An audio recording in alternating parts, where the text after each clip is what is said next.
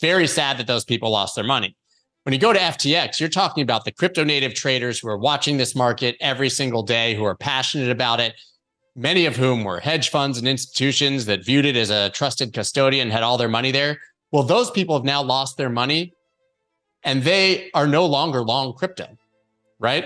And so when you talk about trading, which you brought up, we talk about trading, for me, the path of max pain for the crypto enthusiast is if price goes up.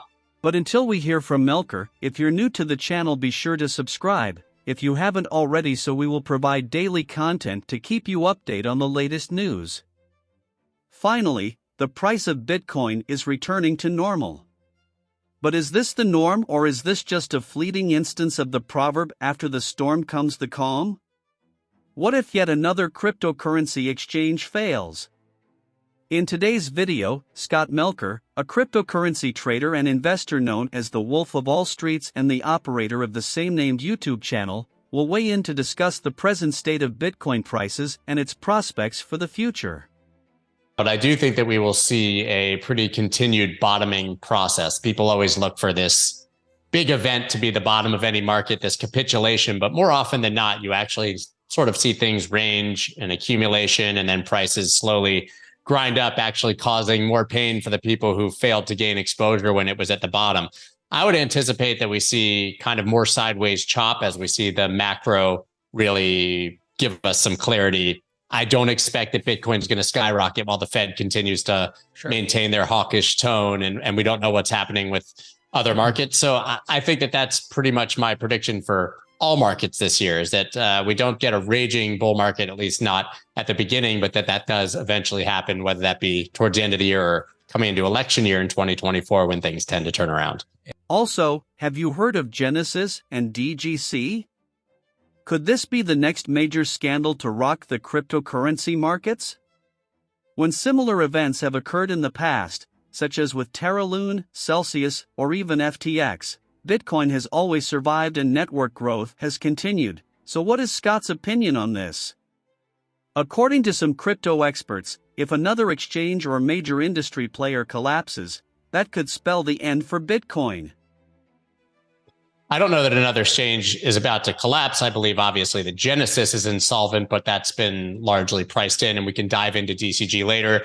Obviously, there's been conjecture about Binance, but that's largely due to lack of transparency versus any actual evidence that there's a problem there. We do know that they have quite a bit of crypto on their balance sheet, but I want to address the notion and the sentiment of what you said, right?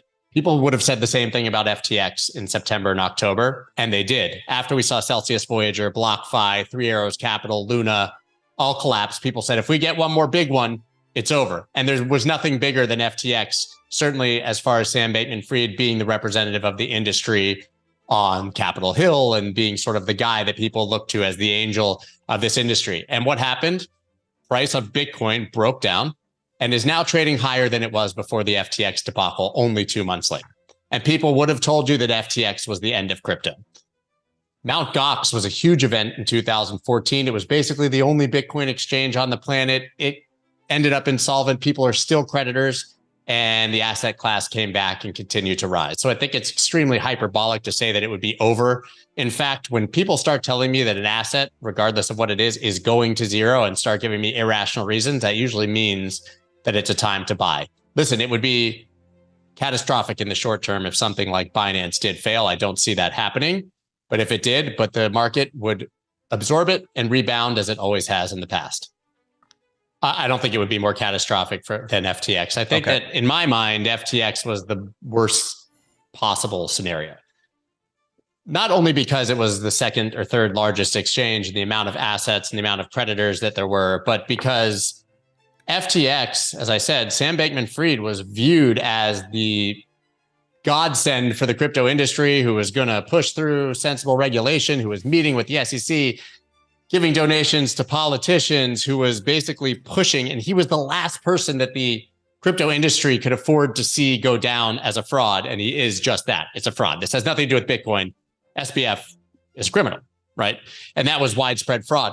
More importantly, though, with FTX, if you think about it, we had these Celsius and Voyager collapses and these crypto banks, as people like to call them. your average retail investor who was not really crypto native probably had some of their savings on there because they were looking to earn some yield. Very sad that those people lost their money. When you go to FTX, you're talking about the crypto native traders who are watching this market every single day, who are passionate about it, many of whom were hedge funds and institutions that viewed it as a trusted custodian, had all their money there.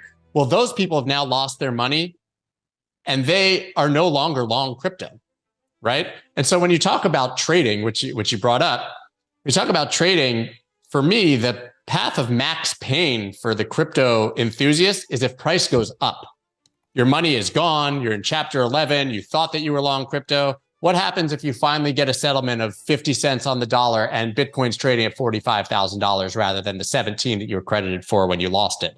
Mm-hmm. So to me, FTX is the biggest deal possible because of the people and the community that lost their money on there. DCG would have institutional effects, but your average trader is not going to be shaken by a DCG failure. They're just going to look to buy the dip, as they generally do. It would be disingenuous to say that there's no chance that a bigger shoe could drop. I'm just saying I'm not seeing evidence of that right now, and people are already extremely weary of DCG. FTX caught everyone by surprise. Listen, there was that 2-week lead up after the CoinDesk article that kind of pointed out that FTT was the bulk of Alameda's balance sheet, and that it was seemingly an open door between the two. But I mean, for now, I think that people are very hesitant to put much faith in DCG, so that should be priced in. And of course, now that we've seen these centralized platforms failing, including FTX, there's been a real movement back to the initial and original ethos of Bitcoin, which is not your keys, not your coins. Self-custody has been a massive movement over the past few months. Ledger in March is dropping their new wallet that's designed by the same person who designed the iPod, right? It's really slick and is going to make the UX and the UI much more comfortable for your average mainstream person. So I think that, yes, this is a push back towards the original ethos of decentralization and being your own bank. And that could be the silver lining of everything that is happening here. And to wrap up, Scott discusses the issue of crypto manipulation and if it is now occurring. I mean, moving the price of an asset is part of a free market, not a manipulated market, right? Just because someone has more money than you and can sell more aggressively or buy more aggressively does not mean it's manipulated. True. That's the trademark of a free market. And every single person who's a part of that free market has the opportunity to take the same trade as that whale who's pushing price in one or the other direction. That's up to you. I would argue that a manipulated market is bonds, stocks, where the Fed steps in and offers a backstop and buys every bond when there's no buyer of last resort, invests in treasuries. That's a manipulated market, right? Yeah. A free market comes with a lot of risk because there is no regulation and price can go up or down in massive swings because of a large entity. But I would argue that that's a good thing. I wouldn't even need to push back, to be quite honest. Listen, you can look at Bitcoin. China went offline, right? Completely in the summer, I believe 2021, in May, we saw this massive sort of collapse, but the Bitcoin network lost 50% of its hash rate. Nobody stepped in to backstop it. Nobody stepped in to fix it. Price went down. The network recovered, remained secure, and hash rate rose once again, and so did price. And that's the trademark of a free market. It didn't require anyone to manipulate it and step in and fix it. At least we do have the option now to opt out with Bitcoin or gold or whatever your asset of choice is that is a little bit less manipulated or controlled by the government. I mean, you talk about wanting to separate money from state. Yeah, we should, because the Fed has a precisely 0% hit rate at being accurate on what's coming with inflation. They overshoot in both directions. They're never right. Their dot plots are completely absurd. And that's who's supposed to be setting monetary and financial policy. The reason that these assets exist, in my mind, is not because they're going to become the global standard. There are people who think that, or replace money. It's because you can opt out of that system that you know is going to be persistent, that's going to perpetuate, and that's always going to be dishonest and not in your favor, right? And so listen, if we end up in a world, in my opinion, where government and money are separated, that effectively means that we see the dollar collapse, right? Because it's no longer the global reserve currency. In my opinion, the dollar would be the last to collapse of all currencies. And now we're living in a dystopian Mad Max future. And we're excited that we have our Bitcoin and gold when we're going down to Gas Town with our army of servants. No, I don't think that that can happen. We can't get there in a peaceful manner.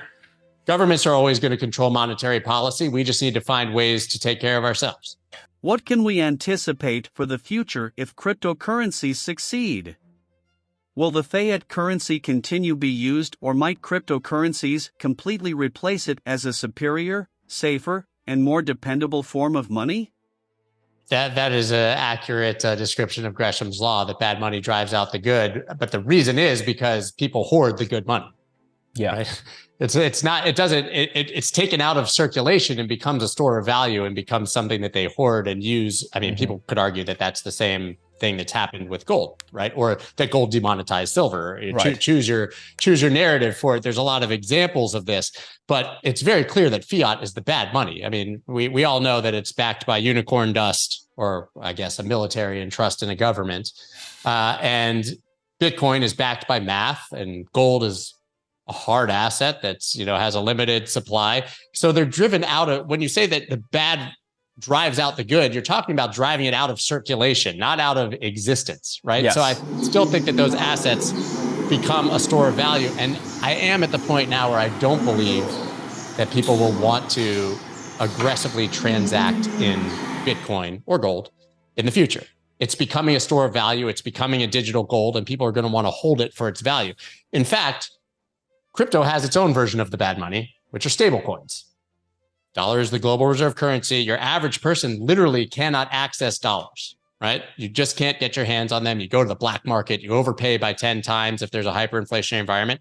Well, now anybody with a phone and a crypto wallet has open access to dollars. So crypto is actually solved for both the bad money and the good in this case. We have the good money, which will, people will continue to hoard and use as a store of value. And we have open access to the bad money for people who need it, and that is in the form of stable coins. Do you want to see more content from the world's top experts? If so, let us know in the comments. Do you agree that price doesn't matter in the short term? Leave a comment if you found the content interesting. Click in like button. It really helps the channel find viewers similar to you. If you're new to the channel or haven't subscribed to it, click in subscribe button. We post content daily to keep you up to date on the current market and news. Thanks for watching. See you in the next video.